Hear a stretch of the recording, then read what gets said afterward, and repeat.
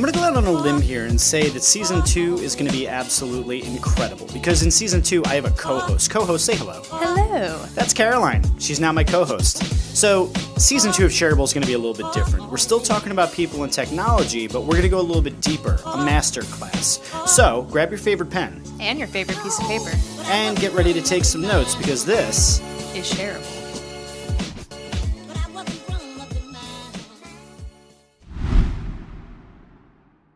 Hey everyone, it's so great to be back.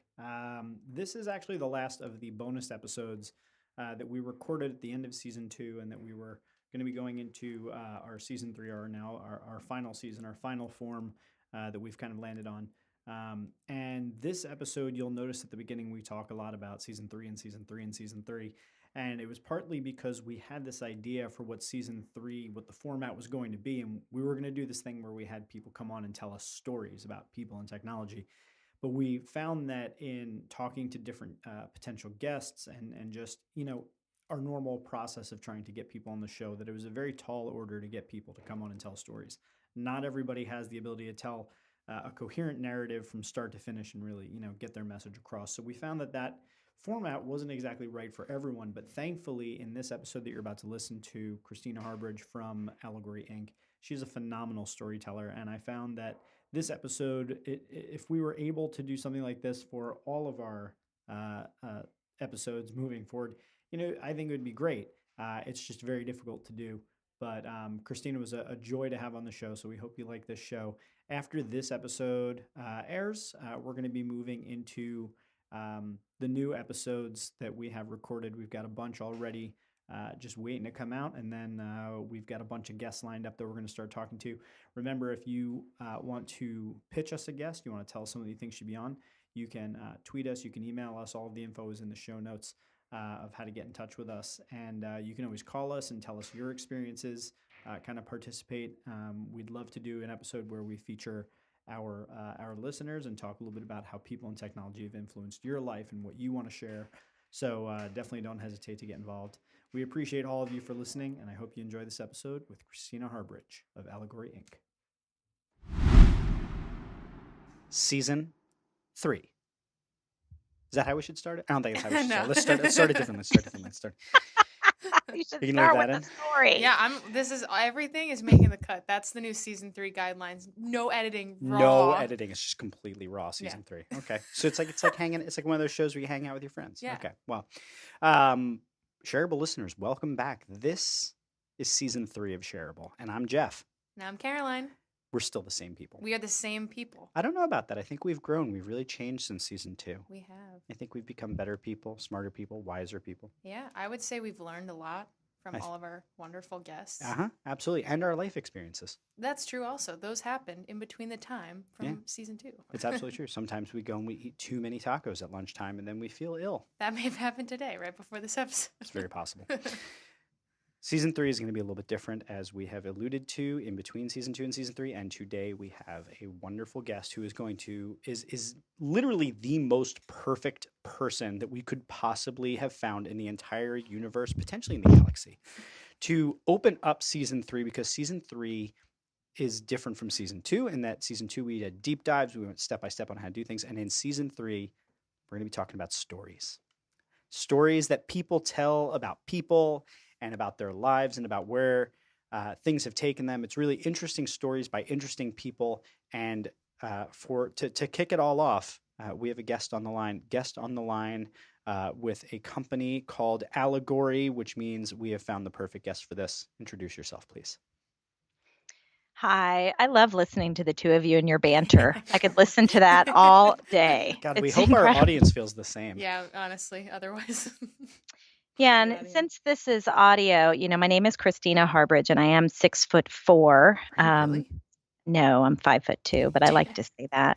I just wanted to base our entire relationship on a lie. It would have changed everything about our entire conversation. I would have been like, on the other end is a giant. She's a giant woman. She's very That's tall. She's huge. Although I will send you a photo of a pair of shoes that are platforms with a metal pipe that are about 10 inches tall. That's wild. So I can pull that off in my Good for platform. you. God bless. Yeah, Like, atta girl. honestly. Every time I wear heels, my back hurts. Right, me too. Yeah. feeling that. P.S. I love the fact that you started off with a non-truth. I often advise that when I advise people on the online dating. I say, Really? yeah, I really do. When they say like, "What do you do for a living?" I tell them to make up something I've been because getting that advice lately as it's someone who's like it's great entering advice. online dating, It's great and advice. I don't feel like it's awful advice. No, it's great advice. Here's why: because once you get into that, it's like an interview. I feel like it's you just like sardonically messing with people. no, No, I think yeah, right? no. Like it's all for your ha-has. I don't know, Christina, weigh in. I think anything that you can do to create comfort at the beginning of a date is a good thing, because the more comfortable the person is the first 5 minutes, the more you'll know if you want to order a meal. Yes, and get them How is laughing. lying No, the no, because begin- you get them laughing. You make up something ridiculous that's obviously So it's not true. obviously You a don't lie. say like I'm a banker. Like there's no point in that. So you're not like trying to sell the lie. No, you're not trying to sell the lie. You can say like I make tiny die-cast figurines of Mario Kart characters, and I sell them I on would Etsy. believe somebody if they I told would me believe that. That would make me want to marry them, and then I'd be totally let It's down. kind of amazing, right? So, but then I would immediately say, no, that's not true at all. I am actually a dinosaur hunter. So I would make up something ridiculous because I don't want to talk about what I do for a living on a first date. Now, I'm not going on any more first dates, so I have to pass this advice along to others so that they now have it. Got it. Thank you. Make sense? Christina, weigh in. Well, I do think a lot of us don't really like talking about what we do for a living because we're tired of talking about it. So I think starting a date, talking about anything else, I think will just increase the level of interest.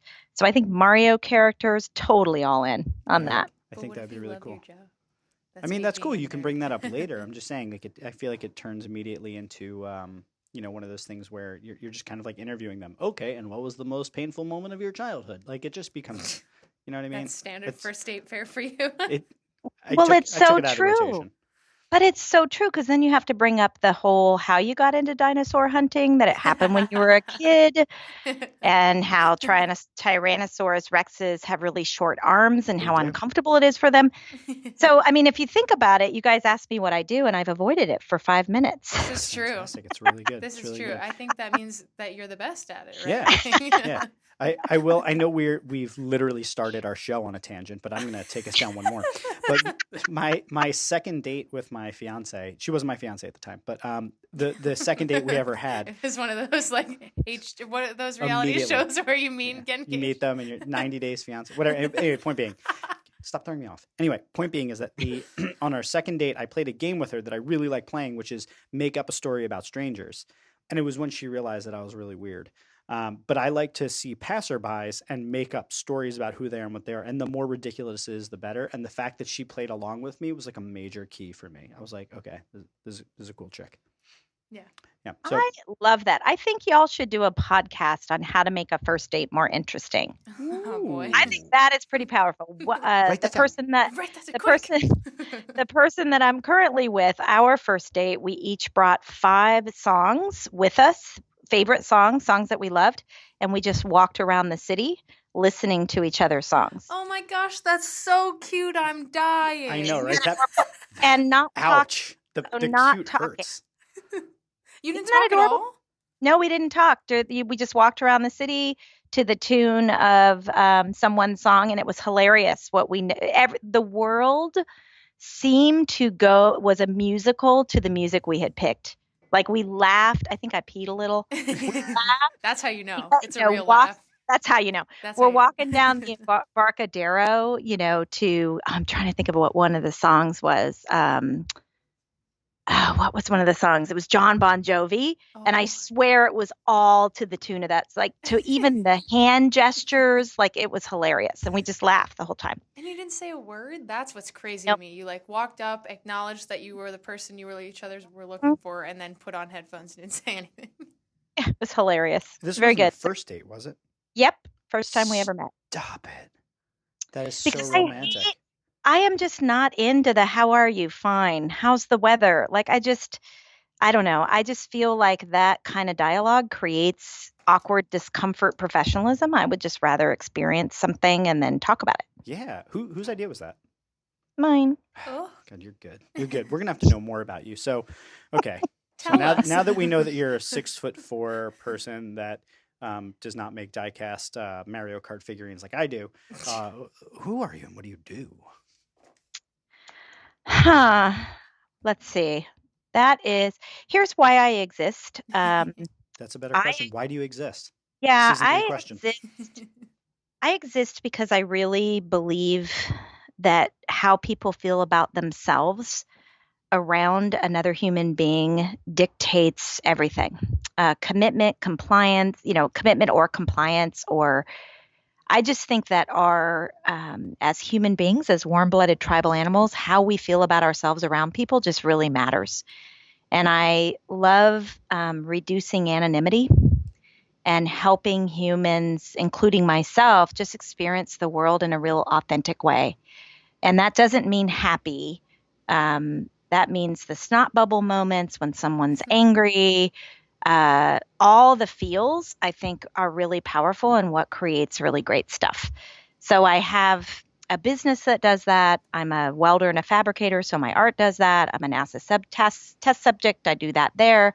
So everywhere I do whatever I do is just around just real feelings, and that's just not the positive ones, like the real feeling. Was that two truths and a lie, or are all of those No, it's things true. real? All true. So you're a welder and a fabricator. Or she's and really did you testing say us. a NASA test subject? Yes, I am a NASA test subject, and I just want to let you know, this is usually the next question, so I'll just fill in the blank, that all astronauts are hot, all of them. Wow. Every. I mean, that makes perfect sense. I am a part-time astronaut. What are they doing up in space? Someone bring them down. Yeah, what's a trip to space like? Well, as a NASA test subject, astronauts don't like having their physiology tested, so they do not allow NASA to test equipment on them because if you have some little hiccup going on in your body that's temporary, you'll get grounded. So people like me donate our time to kind of let people use our body, let NASA use our body to test equipment. So you've donated your body to science while living. already? While living. Yeah, I've done zero gravity 42 times. It's what? amazing. 42 is an insane number. Is that the plane that goes in like the wave thing? What they do is you do straight up, and then you do a nosedive, and in the nosedive, you're weightless. Do you just have the most fun? I feel like that's what you do. You have the most fun everywhere. I do. I have to say I'm super lucky. I started geeking out on physiology in my business. I hooked my call center folks up to these heart math things that registered physiology because I found that communication and conflict has to do with physiology. And then lucky me, one of the clients we helped do a TED Talk asked me if he said, I want to give you your dream. You helped me so much. What do you dream of? And I want to help you get that dream. And I kind of made a joke, I want to go to space. And dude picked up his phone and called this physician at NASA and said, do you need any test subjects? You are so freaking cool. Isn't that amazing? That is so freaking cool. I know. And I was like, are you kidding me? And I got on a list. I think there was 1,000 people in front of me. So he said, I can't get you in, but I can get you on the list. Do you want to hear this story? Am I totally boring? Yeah. Okay. So more than anything. I feel like tearing up. I'm going to tear up when I tell it. So one of the things that I really believe as humans is reducing anonymity. No one is invisible to me. And I just live this as a human that we are one story away from our closest friend. And if we can just walk through the world, getting people to talk to us and tell us their story, that our lives are profoundly changed. And it's not giving as much as it is just receiving the beauty of humanity. And so the woman who was doing the intake was an intern. And I just asked her a lot of questions about herself because I'm infinitely curious. I can be kind of annoying, and she was doing a study on epilepsy. She was in college, and my grandmother had epilepsy and died from a seizure. So I gave her a bunch of stuff that we had done in our family, and we really connected. And it was just a transaction. I was just supposed to give her my information. And then a week later, she called me and she said, can you be in Texas next week? And I'm like, wait, what? And she said, you are the only person who treated me like a human being. I bumped everybody else. You're flying. Oh my God. And awesome. My purpose on this planet is I want that experience of me treating her well, not to be so profound to her that she feels like she has to give me something for it. I want to make that so normal that it doesn't feel unusual to be treated well by other people. That is like my mission as a human. How do you think you're going to be able to do that? I with the focuses, I'm trying to I kind of plant it in what I'm doing in my business. We have a behavioral change company, and so we do group and one-on-one and system change. So it's in a lot of the learning that I give folks, and it's not just to be a nice person. It's a more rational way of being. People, if you treat people well, the whole experience is better. And then in anything I do with the art that I'm doing, I believe that public art that's free reduces crime. We've been able to prove that it does. It just makes things better. So anything I'm doing, I'm kind of inserting that mission into all of the parts of my life that I'm doing. I think that's really great. How do you feel about it? Like, do you feel like you've made an impact and been able to look back on the work you've done so far and be really proud of the impact you've made on the world so far? We have a phone number that we ask people to leave their stories when they go out and practice some of the deliberate practices we give leaders. And man, you need some freaking Kleenex for these stories. Oh. I mean, a dad. I can't even. I'm just glad this is not video because I'm just a big snot bubble.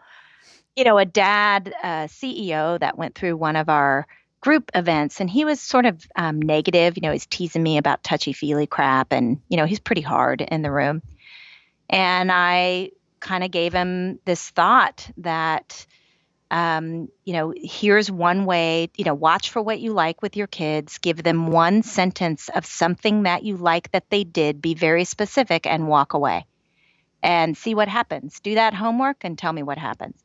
Guy leaves this like blubbering voicemail, and he lets me tell this story where he watched his son play football, and he wrote down like 3 things that his kid did that was completely amazing. And he said, and I bawled my eyes out telling my son specifically what I saw that my kid did. And my son looked at me and said, and the guy said, I have taught my son that my positives come with a tax and a price. Because every time I give him a positive, I tell him what's wrong with him. He doesn't even hear them anymore. Wow.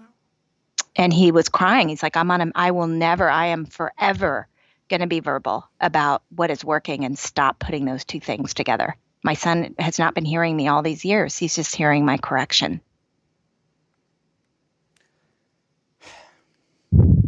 Have you ever dealt with someone that you couldn't help? Like, meaning that, so you have this guy who's teasing you about the touchy-feelies, and you give him this homework assignment. Have you found that there are just people who are resistant to this idea that people's stories matter and not being invisible matters and acknowledging people matters? I think, yeah. I mean, I believe that,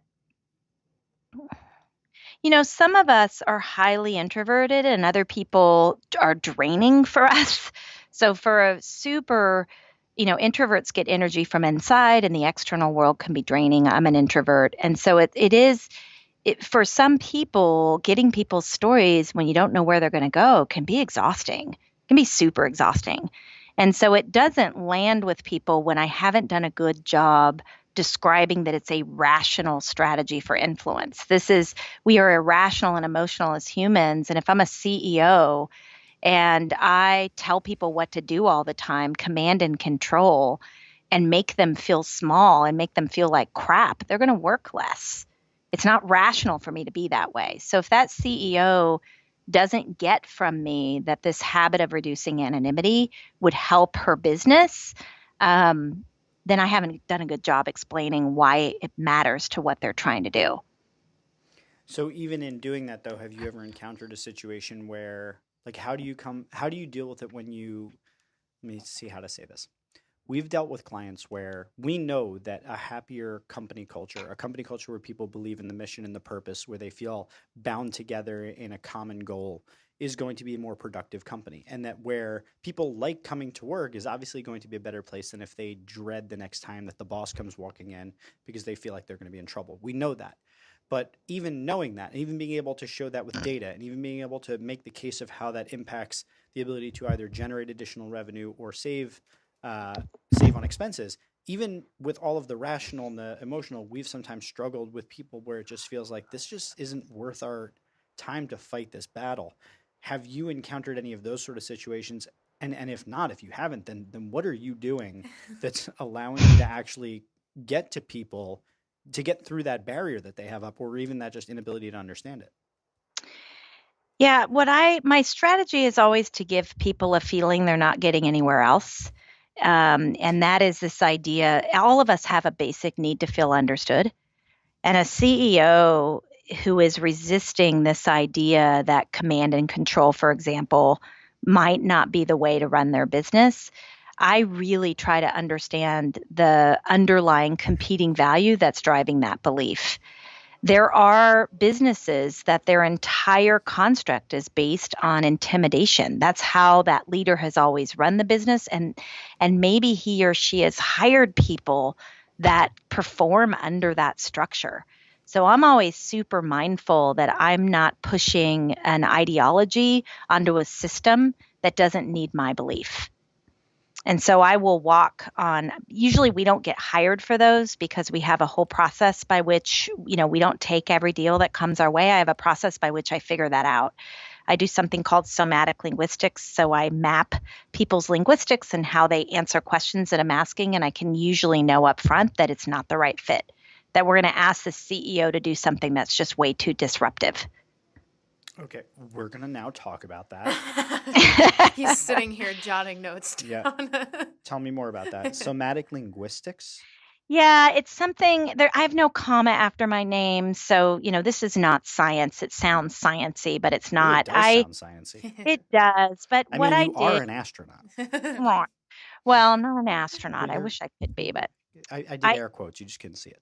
yeah, I sit next to astronauts in hypoxia chambers and love them. That sentence was enough. Yeah. That was Yeah. enough for me. Hypoxia. Yeah, all the time. Me too. Okay, so tell me about somatic linguistics. What does that So- mean? How are you using it? Can you break it down in any sort of a practical way that somebody listening could use? Could I make it? Maybe. Let me see. Let me give it a shot. I'm finding myself not wanting to talk too much. And so I keep feeling myself muzzling my stories a little bit. So bear with me if I pause for just a second. I'm a little nervous. That's fine. Take your time. So the only way I can think of to answer this question is with another story, if y'all can handle another one. Bring them on. Season 3 is all about those stories. Tell me about Good. it. So my dad, when I was in college, I was a chemistry major. And I was a special ed student when I was a kid. I couldn't talk. I stuttered and stammered. And I figured out a way to stop stuttering and stammering on my own. I sort of hacked this thing to do. When my dad got sick, I had to change majors. So I was really into this idea of physiology and how our body was working. And then I became an economics major. Why that all matters to you is this. I took a job at a collection agency. And I don't know if you're familiar with that business, but it's horrible. Met the nicest people in the break room. When they went on the floor, they were negative and horrible, and my hands shook filing things, listening to these people talk to people. And I got it in my head that I was going to start a collection agency that collected debt by being nice. And I did it. I had no skills. I was like 23, had no idea what I was doing. And I thought that we'd collect less, but that people would want to work with us because we're the last person to talk to their customer. And we ended up collecting 3 times more, and I am not kidding about that. The industry average was 9.9. Ours was 32.2. Good Lord. And we got invited to weddings, and that is not a joke. We had to have a toy box in our office because so many debtors would bring their kids in to meet their bill collector. And through that time, I was trying to figure out, why are some of my collectors so good in conflict? That it's somatic, it's physiology, it's not intellect. There's something else going on here, that some people in conflict can take a confrontation and turn it into a conversation. And so we did 30 minutes of training every day to help my team stay in love with people and want to hear their story. So we heard hundreds of stories, but it was only one that we were on the phone call with. And 72% of the incoming calls, and that's not made up, were people yelling. And we had to learn how to turn that conversation into something else when someone's having a really bad day. So long story short, I would put them in these sensors that tested their physiology and started really geeking out on what is happening in communication and influence that we're not being taught. Our bodies are driving the conversation, not our intellect, because my folks would learn things, but they wouldn't do them if their operating system was triggered by something. So that's why I became a NASA test subject, and NASA let me use their equipment, which tests 22 pieces of human physiology, and they put our physiology up on screens and have us do all this stuff. And every single one of us was so different, like how we communicate, our bodies are different. We're just wired differently. And so I developed this way of mapping out physiology and visual and understanding what's really going on, not just the words that are being said. And so how someone could use that, I couldn't teach them, we have 72, my favorite number, 72 things that we're looking for in visible physiology. That's too many to teach somebody. We don't teach somatic linguistics.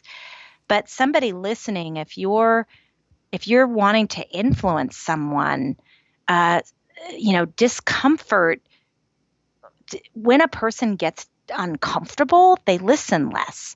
So much of influence is, how do I create comfort? How do I talk the way this person listens? And to do that, I have to pay attention to how they listen before I try to convince them of anything. So that was, go ahead. Yeah, I think that's awesome. I was going to just add to that. I think another element of it probably is how you listen to them. So not just how they necessarily hear you, but also how you listen to them and make them feel heard and make them feel acknowledged, so that they're willing to feel that, they can talk to you, and then they're willing to listen to you because you're listening to them. Yeah, and doing it in a non-transactional way. I hired so many companies to train my collectors, and I was just grossed out. I just felt like it was all so manipulative and not real. It was all, manipulating somebody, when it's really, if I can get out of my head and invest in someone's need to feel understood, like for real, invest in it without a transaction attached to it. And this is what we taught our collectors. What's the number one goal of a collection call? A payment plan? Nope. The number one goal of a collection call is to establish enough relationship so the person tells you the truth. Wow. Once you have the truth, you can help them. Same is true in sales. Same is true in a one-on-one.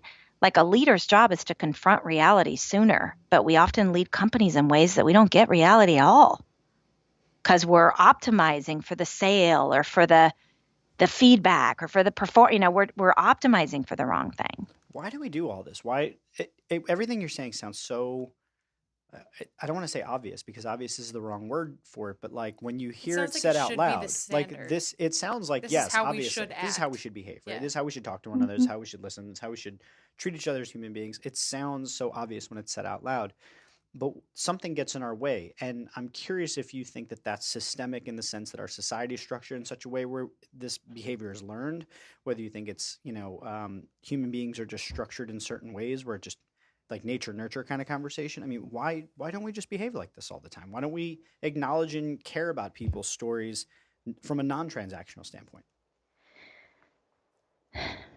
I don't know if I have an answer for that, but I can tell you that It's a tough order. I think most of us were raised to just get over it. We were raised that when we had a feeling that someone else didn't feel like feeling, we should not have that feeling. And it's subtle, but if we all think back to how we were raised, crying is bad, anger is bad. All of these feelings are freaking delicious. Like, there is nothing. Discomfort is the sign that something's going right. It means that we're aware of something when we're uncomfortable. But right now, all three of us we're trying to optimize for comfort. We're shifting in our chairs. We're trying to be more comfortable. And so what this causes us to do is numb negative feelings. So if I'm talking with you right now and I numb a frustrations, let's say the three of us work on a team inside a business, and I'm super annoyed that, Carolyn wants us to have more risk in the business, and I'm the person in compliance, and I'm very annoyed by that. So my frustration in that moment is a sign of my genius. It's Carolyn needs me the most because I'm the yin for her yang. But because I was raised to just get over it, I numb that frustration and I don't use it. I'm abused by it. And I push back on the table. I go have the meeting after the meeting. I triangulate. I call her names in my head. But if we're truly a good partnership, we should not agree when we're in meetings. There should not be agreement or we didn't hire well. But a lot of meetings, we optimize for comfort, for everybody aligning and getting along. And that's not actually how things get done.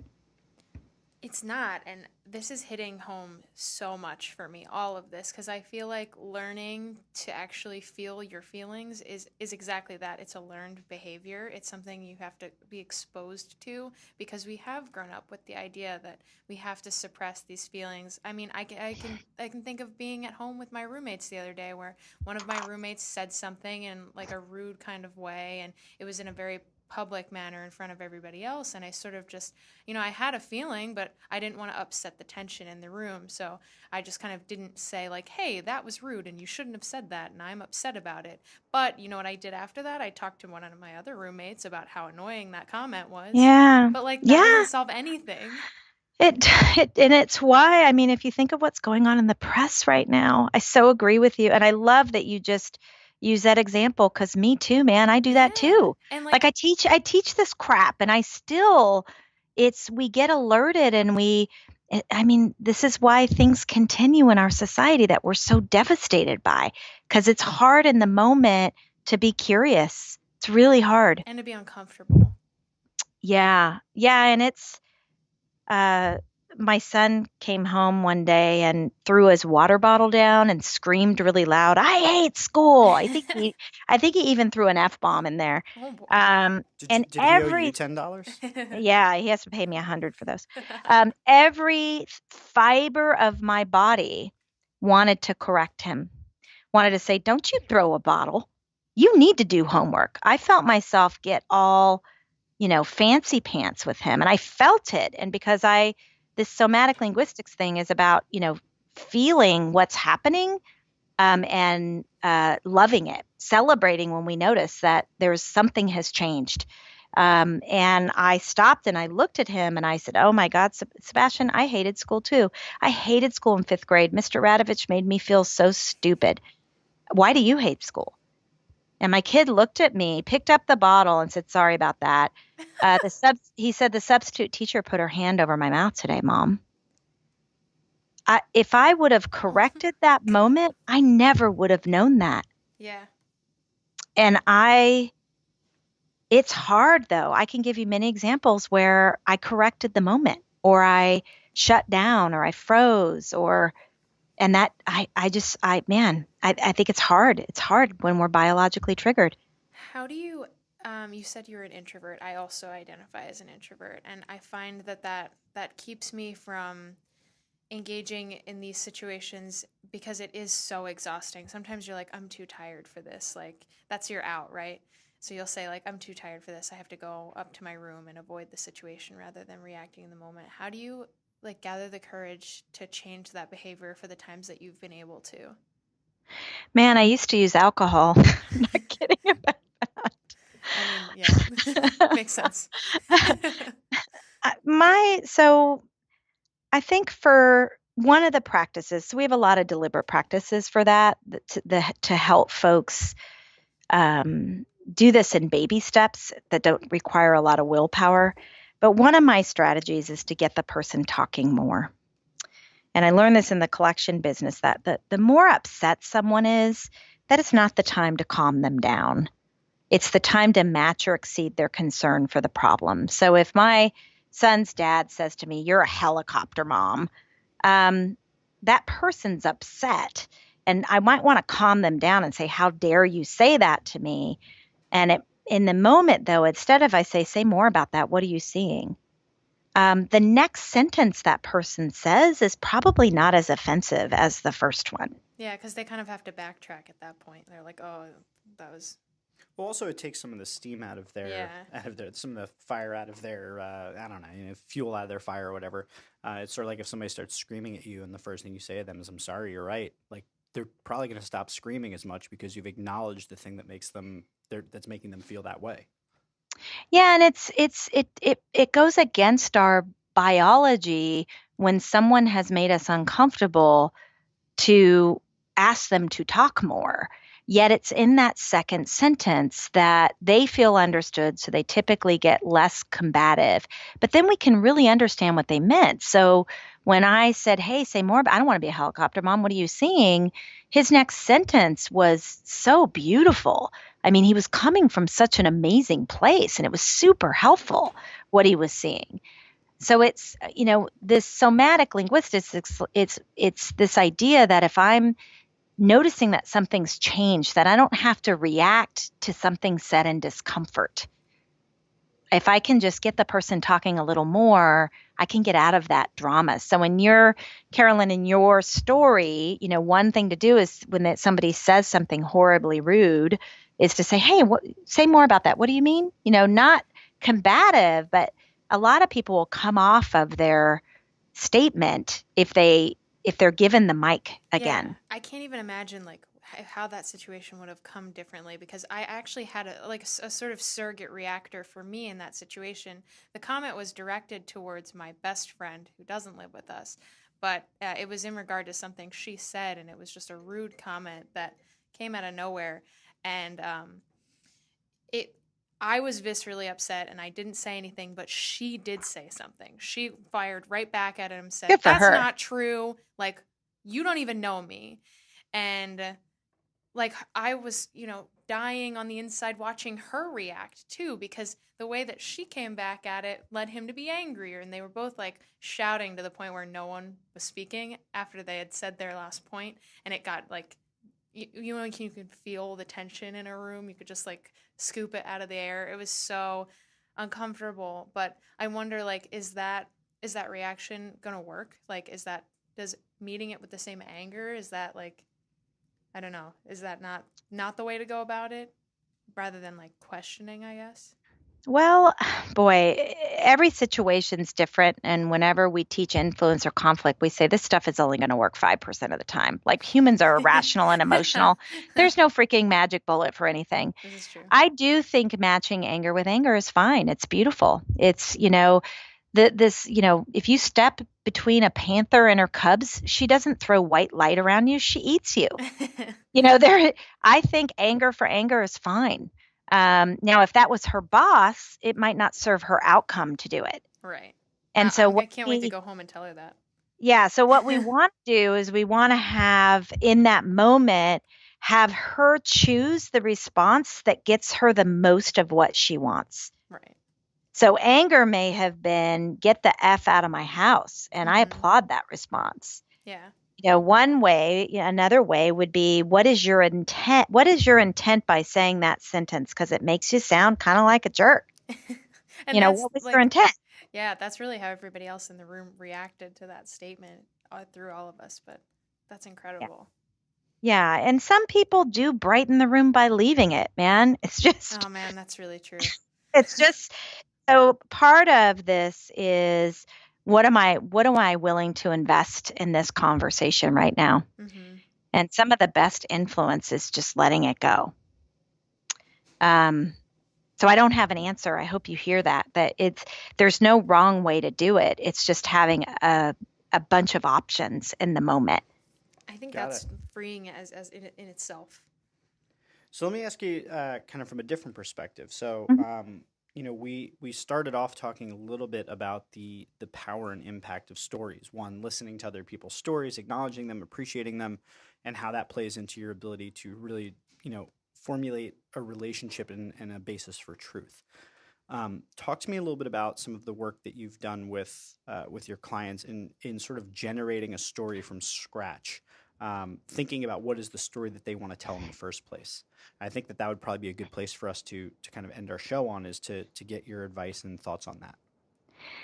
Yeah, so storytelling is the transactional medium of relationship in our culture. It's what everybody does with their closest friends. Like humans are, unless you're a sociopath, like humans are warm-blooded tribal animals and we swap stories. This is how we do it.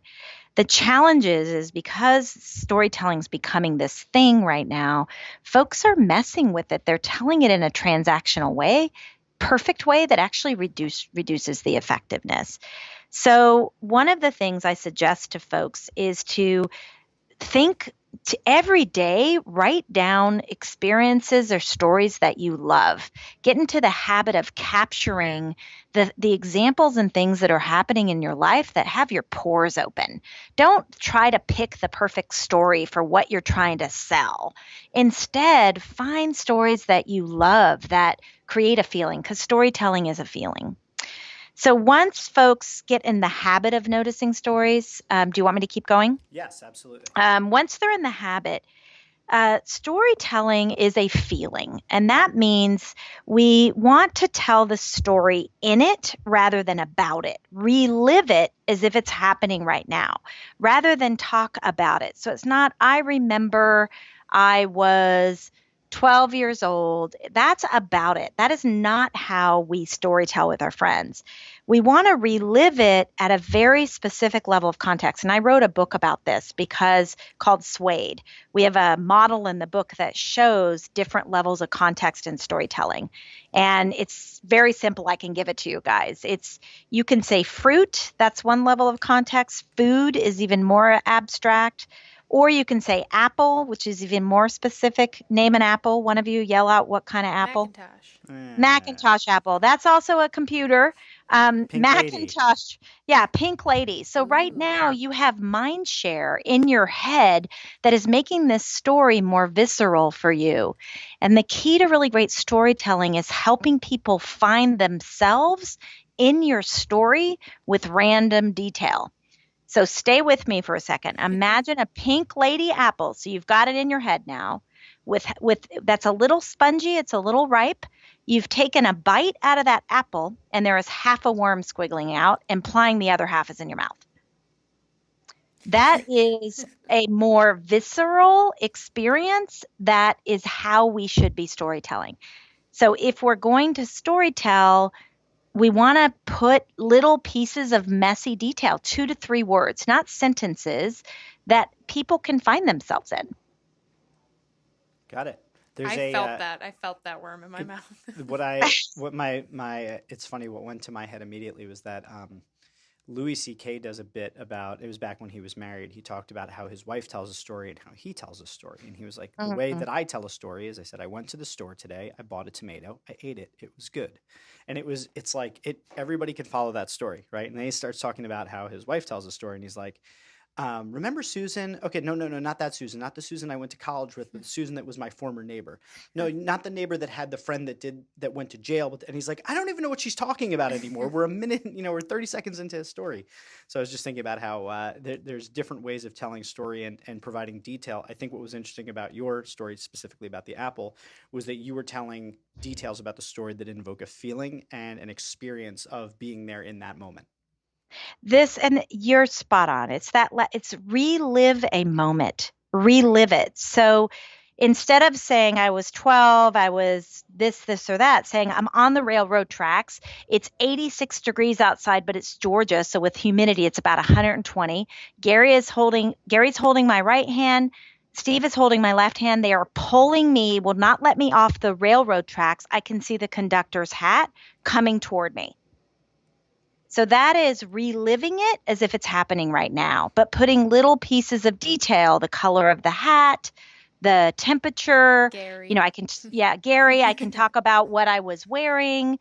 But the next part is, if we're going to relive it and have little random pieces of detail, there should always be a tension or a twist where there's something in the story that the person doesn't know is about to happen. So people are focused on and this is a real story. It actually happened. My brothers are horrible. There's a moment in the story where the person listening is trying to figure out where this is going. Every human wants to be smart. And so we think we know where it's going. So emotionally, if the story ends up going somewhere else, it just makes people have a different level of interest. So I can say it's coming, they will not let go. And then I can stop and say, that is why I put Nair in my brother's shampoo bottle.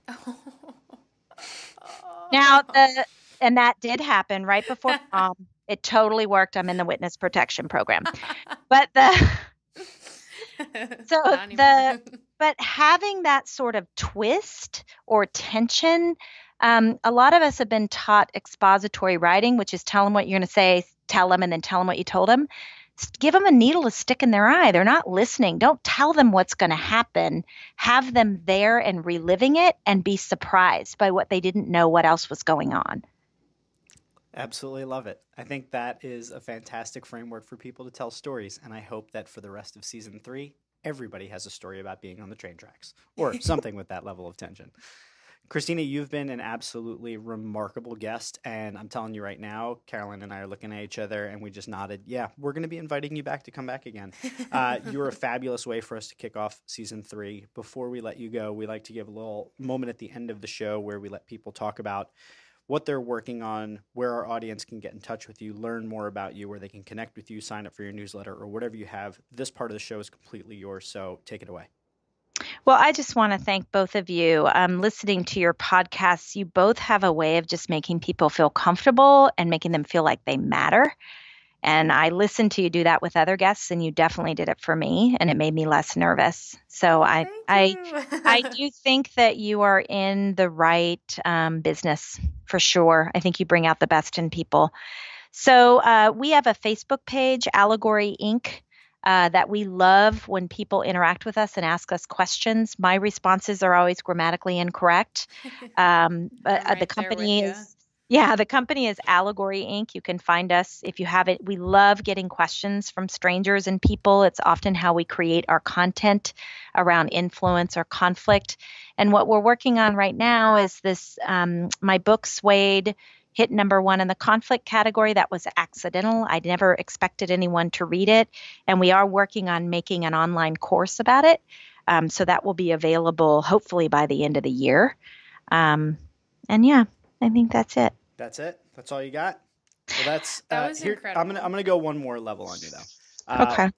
After we're done with this show, we're going to chat, and we're gonna pick up a couple copies of your books from you. We'd like you to sign them, and what we're gonna do is for anybody that is a listener of Shareable, we're going to be giving away, I'm going to say, let's give away, 3 copies of the book? We're going to give away 3 copies of the book signed from you if you're open to this.